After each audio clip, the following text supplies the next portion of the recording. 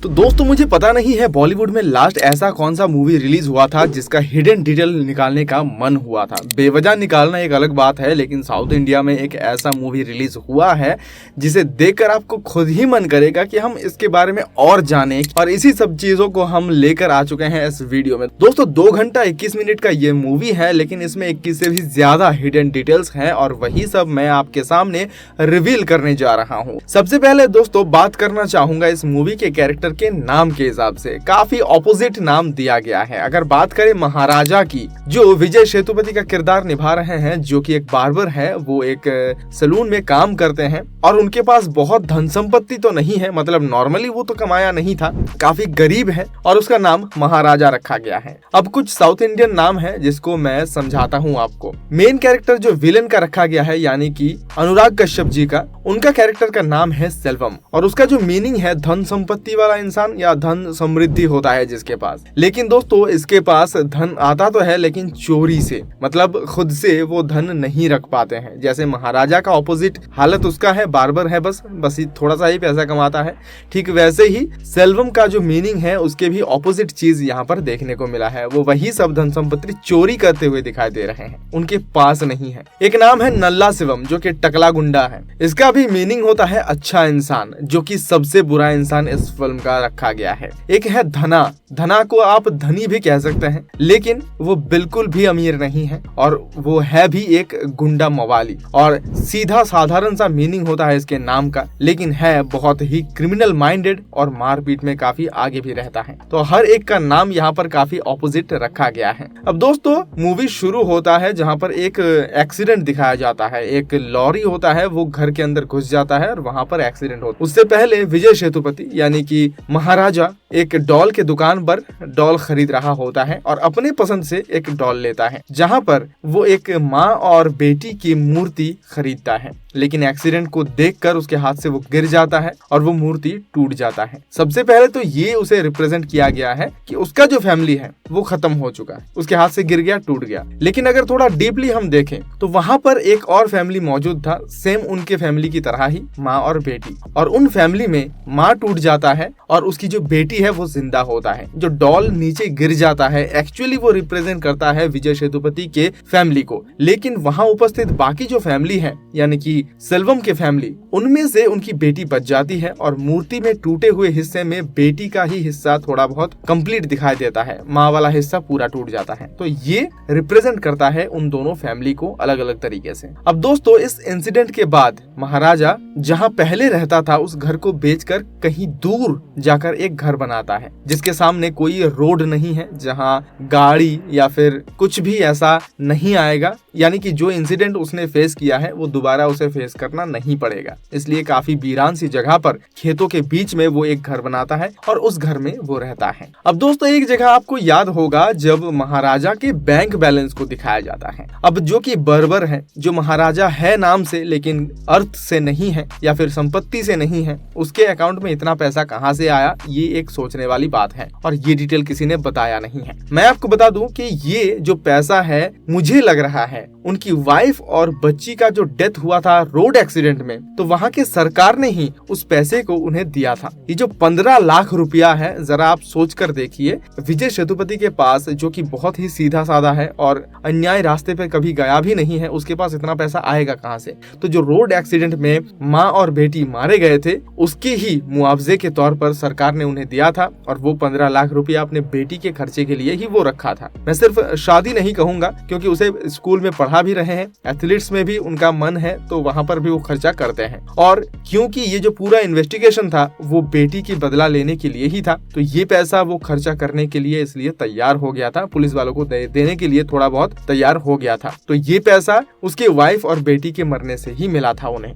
दोस्तों डायरेक्टर साहब ने शुरुआत में ये हमें नहीं बताया था कि ये जो पूरा फिल्म चल रहा है वो कौन से टाइमलाइन में चल रहा था। इस तरीके से मूवी को सजाया गया था कि शुरुआत में आपको लगेगा नॉर्मल चल रहा है, लेकिन धीरे धीरे आपको पता चल जाएगा कि ये जो मूवी है वो 3 टाइमलाइन में दिखा रहा है। जी हाँ, सबसे पहले मैं बात करूँ 2009 में, जहाँ पर सब कुछ ठीक चल रहा है और एक दिन सेल्वम दाढ़ी बनाने के लिए आते हैं महाराजा के सैलून में। वो है 2009। वही उसके बाद एक और दिखाता है जहाँ पर उसकी बेटी के स्टोरी को दिखाया जाता है और वो स्टोरी है जो इंसिडेंट होता है उससे 10 या 7 दिन पहले का। और एक प्रेजेंट स्टोरी जब महाराजा पुलिस स्टेशन में जाते हैं और ढूंढते हैं, जब कान में पट्टी लगा हुआ रहता है, वो एकदम प्रेजेंट स्टोरी है। तब वो इन्वेस्टिगेशन करने के लिए जाते हैं या फिर ढूंढने जाता है कि असली क्रिमिनल कौन है। ये एकदम प्रेजेंट स्टोरी है। तो 3 टाइमलाइन में इसे बनाया गया है और ठीक इस तरीके से मार्च किया गया है, जैसे मैंने अपने प्रीवियस वीडियो में भी बताया था। अब दोस्तों, जो सेल्वम है जो अपनी बेटी से बहुत प्यार करता है, बहुत प्यार करता है। आपने एक सीन देखा होगा जहाँ पर बचपन में ही वो अपने बेटी के पैरों को चूमता हुआ नजर आता है। वही एक जगह लॉकेट भी खरीदता है, वहाँ पर भी पैरों का निशान है छोटे बच्चियों का। और वही दूसरी ओर आप देखेंगे जब सेल्वम मर जाता है तो जो बेटी के लिए उधार होता है जिंदगी में, वो कंप्लीट करता है अपने खून के साथ। जी हाँ, पैरों से शुरू होता है उसका जर्नी और पैरों पे ही खत्म होता है। और यही चीज इस मूवी में काफी बेहतरीन तरीके से दिखाया गया है। एक और डिटेल में बताना चाहूंगा दोस्तों, यहाँ पर आपने देखा ही होगा जो लॉकेट रखा गया था, उस लॉकेट में पैरों का चिन्ह तो है ही, साथ ही चारों तरफ रेड डायमंड लगा हुआ है। रेड यानी कि लाल, और लाल रिप्रेजेंट करता है खून को। और वही चीज यहाँ पर भी हुआ। जो लॉकेट वो देना चाहता था उसमें भी कुछ ऐसा ही इंसिडेंट था, ऐसा ही कलर था। और जो मरने के समय हुआ सेल्वम का, वहां पर भी खून से कंप्लीट किया उसके पैरों के छाप को। पर आप जरूर देखे होंगे एक डिटेल और, कि एक पैर है जो आधा पड़ रहा है क्योंकि उसके पैर में चोट लगा था और ये चोट उसके ही ओरिजिनल पिता की तरफ से मिला था उसे। तो सेल्वम ने तो अपनी पूरी जिंदगी उसे कुछ भी नहीं दिया था और जो उधार था, जो कर्तव्य था, नहीं कर पाया था, वो तो खून से पूरा कंप्लीट कर दिया। लेकिन आधा हिस्सा अभी भी ज्योति का बाकी है। उस लड़की का नाम ज्योति है। ज्योति का अभी भी आधा हिस्सा बाकी है जिंदगी का, जो सामने अभी पढ़ा भी नहीं है। और जो बाकी आधा हिस्सा है, जो लेफ्ट पैर का सामने उंगली वाला हिस्सा है, वो महाराजा के साथ जीता है। जी हाँ दोस्तों, आधा जिंदगी तो खराब कर ही दिया है सेल्वम ने, बाकी आधे के साथ वो महाराजा के साथ ही रहेगा। और आगे चलकर हो सकता है उन्हें हमसफर मिल जाए, तब उनका पूरा पैर का चिन्ह ही हमें देखने को मिलेगा। तो ये सब कुछ रिप्रेजेंट करता है उस पैरों के छाप के साथ। दोस्तों, कहानी में लक्ष्मी डस्टबिन को काफी ज्यादा बार बताया गया है। हर बार जब भी महाराजा लक्ष्मी को बताता है तो हाथ से ऐसे बताते हैं और दिखाई भी देता है कि वो किसी इंसानी शरीर के बारे में बताते हैं। वो अपनी छोटी सी गुड़िया ज्योति लड़की के बारे में बता रही होती है।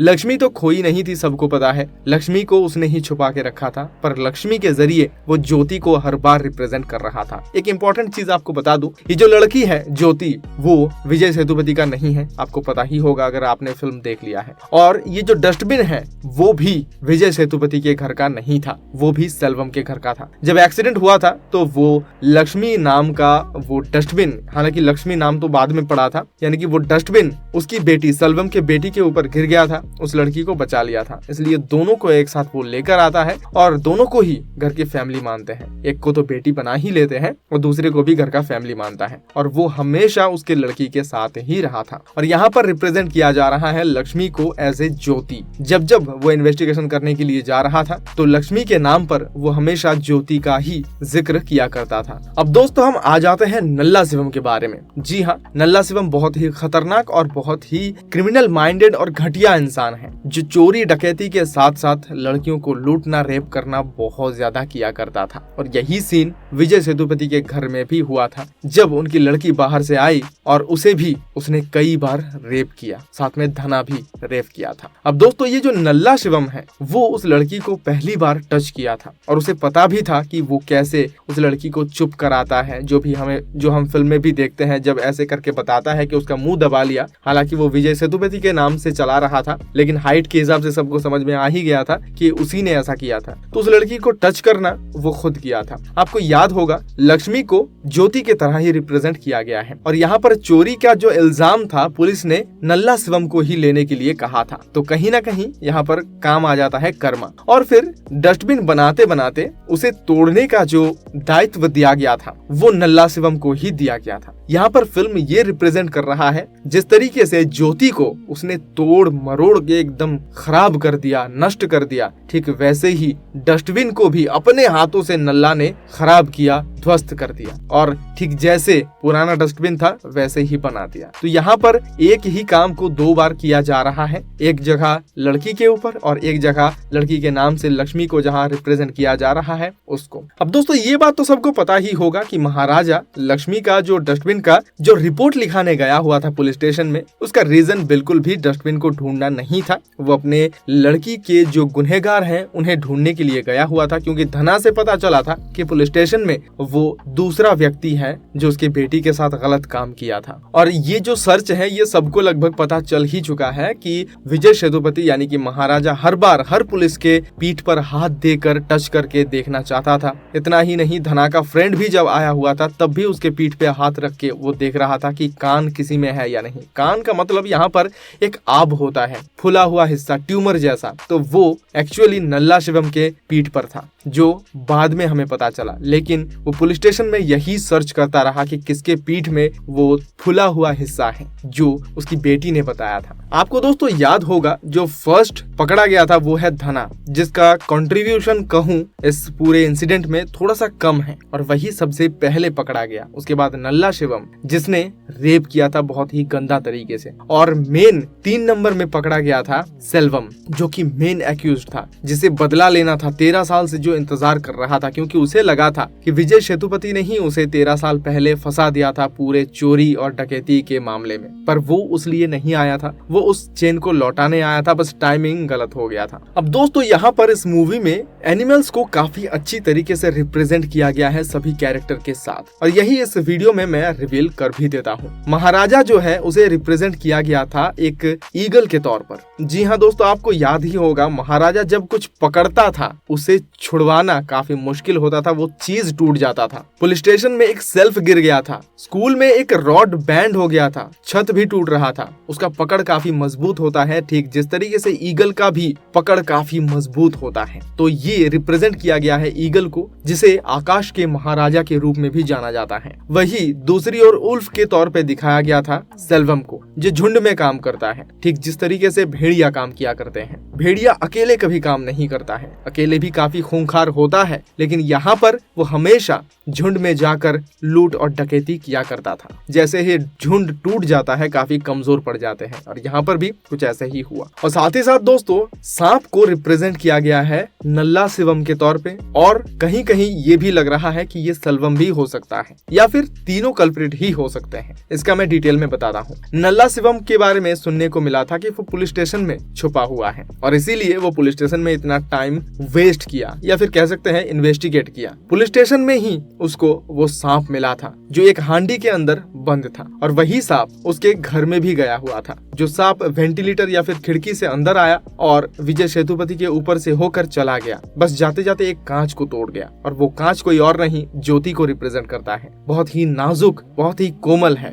बस जाते जाते नल्ला शिवम वो तोड़ देते हैं, या फिर कह सकते हैं वो तीनों ही इसे तोड़ देते हैं। एक इम्पोर्टेंट चीज मैं आपको बताना चाहूंगा जो हिंदी बिल्ड में नहीं है, यानी कि हिंदी डब में नहीं था। जब नल्ला शिवम उस डस्टबिन को टच कर रहा था, उसका जो टच करने का तरीका था, या फिर जब डस्टबिन को बनाया गया था डेमो के तौर पे, तो उसने कहा था कि एक बार टच करके देखिए, ये डस्टबिन पूरा एकदम लड़की के त्वचा की तरह लग रहा है, यानी कि उनके शरीर की तरह चिकना लग रहा है या फिर चिकनी लग रही। अभी ये रिप्रेजेंट करता है उसके कैरेक्टर को, क्योंकि जहां पर भी वो चोरी डकैती किया करता था और वहां पर लड़की भी अगर होता तो उसका बलात्कार वो जरूर करता, और यही समझाया गया है कि उसका कैरेक्टर है कैसा। अब सांप के साथ तो उसका कैरेक्टर समझ में आ ही गया है, लेकिन सेल्वम के साथ भी एक काफी अच्छा चीज बाद में पता चला कि ये जो सांप होता है वो अपने ही अंडों को समझ नहीं पाता है कि वो मेरा ही अंडा है। उसे लगता है कि जो अंडा वो पक्षियों का खाता रहता है उसका हो सकता है, और सांप अपने ही अंडे को खा जाता है। ठीक उसी तरीके से सेल्वम भी अपने ही हाथों से अपनी ही लड़की का जिंदगी बर्बाद कर देता है, उसे नष्ट कर देता है। तो ये कहीं ना कहीं सेल्वम को भी रिप्रेजेंट करता है, लेकिन जितना दिखाया गया है, क्योंकि सांप का अंडा खाना यहाँ पर दिखाया नहीं गया है, तो जितना दिखाया गया है ये अभी तक नल्ला शिवम को ही रिप्रेजेंट कर रहा है। और एक पॉइंट ये भी हो सकता है कि 13 साल से वो जेल में था, पुलिस स्टेशन में वो 13 साल से कैद था सेल्वम, और वो सांप भी हांडी के अंदर बंद था पुलिस स्टेशन में। तो कहीं ना कहीं ये सेल्वम को भी रिप्रेजेंट कर रहा है। ये बताना थोड़ा मुश्किल हो जाता है क्योंकि बहुत सारी चीजों के साथ मैच होता है सांप का ये कैरेक्टर। दोस्तों साथ ही वर्धा राजा यानी कि वो पुलिस ऑफिसर को भी दिखाया जाता है। वो पैसा तो जरूर खाता है, घूसखोर तो है, लेकिन कहीं ना कहीं जब इमोशन टच कर जाता है तो वो अच्छा काम करता है। ऐसा ही कैरेक्टर आपने लापता लेडीज में भी देखा होगा, रवि किशन ने ये प्ले किया था। घूस तो जरूर खाता है पर इमोशन जब काम आता है तो सही फैसला वो जरूर लेता है। ऐसा ही चीज दिखाया गया है इस मूवी में भी। पुलिस ऑफिसर का भी एक फैमिली है जो दिखाया गया है। जब वो डस्टबिन को तोड़ रहा होता है, नल्ला शिवम चाय लेकर आता है, तब उनके फैमिली यानी कि पुलिस के फैमिली घर में आते हैं जब माँ और बेटी बाहर गई हुई थी स्कूटी से। यानी कि उसका भी एक लड़की है और वो ये फील कर सकता है कि किस तरीके से महाराजा को ये फील हुआ होगा। और सच बताऊं, इस पुलिस का जो टर्निंग पॉइंट था, बताते बताते गुस्से में कि इसे काट दो, डस्टबिन चोरी किया है फिर भी तुम इसे छोड़ दोगे, अगर तुम्हारी लड़की के साथ रेप किया होता तो ये टर्निंग पॉइंट काफी अच्छा लगा था सभी ऑडियंस को। सेल्वम हजारों चोरी कर ले, हजारों डकैती कर ले, वो डकैती से या फिर चोरी से जो चीज चुरा के लाता था या फिर चोरी के पैसों से जो भी खाना वाना छोड़कर जो भी देने की कोशिश किया करता था सेल्वम, वो कभी भी एक्सेप्ट नहीं किया था उसके वाइफ और उसकी बेटी ने, ना ही पहले और ना ही बाद में। आपको याद होगा जब वो छोटा छोटा कटोरा हो या फिर पीतल का कुछ चीज हो चुरा कर लाता था, वो अपने घर में अपनी बेटी को देने की कोशिश करता था पर वो नहीं लेती थी। इतना ही नहीं, वो लॉकेट भी खरीदने के लिए गए हुए थे, वो लॉकेट आज तक दे ही नहीं पाया। जी हाँ, वो मर भी गया, मरने के बाद भी वो लॉकेट वहीं पर पड़ा रहा, वो भी नहीं दे पाया था। और उसकी वाइफ तो बिल्कुल भी एक्सेप्ट नहीं किया था उसके इस काम को। साथ ही ये पूरा मूवी कर्मा के ऊपर बेस्ड है दोस्तों, जैसी करनी वैसी भरनी। ये सेल्वम के साथ तो काफी ऐसा हुआ है। वो दूसरों के लड़कियों के साथ जिस तरीके से काम किया करता था या फिर रेप करने के लिए छोड़ देता था, घर में लूटपाट करता था, उसके साथ भी कुछ ऐसा हुआ। वो लूट कर बहुत सारा धन दौलत इकट्ठा कर लिया था लेकिन पकड़ा गया, पुलिस लेकर चला गया। महाराजा जो कि काफी गरीब था, उसके अकाउंट में काफी सैडली ही सही, यानी कि वाइफ और बेटी के मरने पर ही, लेकिन फिर भी उनके पास पैसा आ गया था, 15 लाख रुपया था और अपना घर भी बना लिया था। नल्ला शिवम को भी इतने रेप और इतना सब कुछ करने के बाद अपने ही हाथों वो पकड़ा गया था, वो भी काफी कोइंसिडेंटली, क्योंकि पुलिस का इन्फॉर्मर वो था। पुलिस को पता भी नहीं था कि वो क्रिमिनल है, लेकिन धीरे धीरे पता चल गया और कर्मा ने ही उसे पुलिस के सामने लाया और वो ये करने के लिए राजी भी हो गया कि एक डस्टबिन चोरी हुआ है। तो ये मूवी पूरा का पूरा कर्मा के ऊपर ही बेस्ड है, जहाँ से शुरू होता है वहीं पर लगभग खत्म होता है। काफी अच्छा मूवी है, आप सभी को जरूर देखना चाहिए। अगर आपने अभी तक नहीं देखा है तो स्पॉइलर तो मिल ही चुका होगा, लेकिन फिर भी मूवी को जरूर देखिए और जिसने देखा है कमेंट करके बताइए। अगर ऐसा कोई हिडन डिटेल है अभी हमारे वीडियो में नहीं है तो वो भी आप कमेंट करके बता सकते हैं। मैं हूं शुभम, मिलूंगा नेक्स्ट वीडियो में बहुत जल्द और हमारे पेज इंडिया 360 को फॉलो जरूर कर लीजिए। धन्यवाद।